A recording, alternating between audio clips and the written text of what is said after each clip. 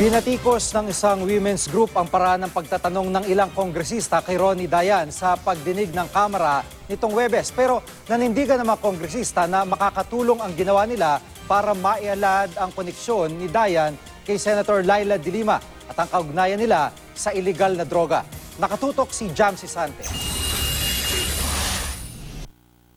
So, palakas ng palakas, mag-intensity 5. Kailan kayo nag-climax sa intensity 5? At ibig mo bang sabihin na ang iyong relasyon kay Secretary De Lima ay hindi lamang upang saluhan siya na magtampisaw sa pagmamahalan, kundi siya ay saluhan din sa pagpawi ng init ng katawan?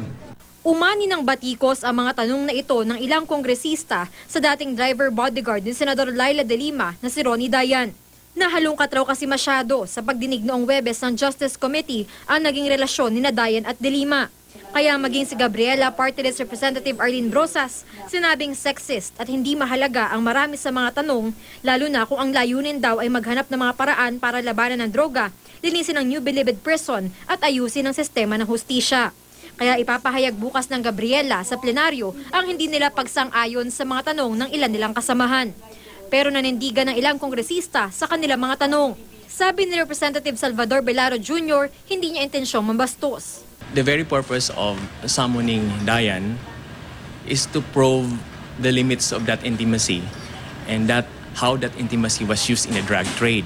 Si House Deputy Speaker at Capiz Representative Fredenil Castro nanindigan din sa kanyang pagtatanong.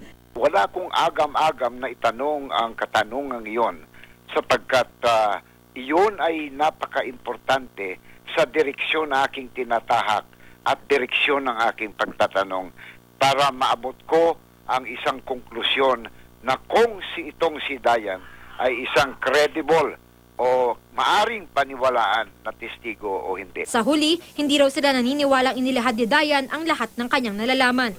Jamsi Sante, nakatutok, 24 oras.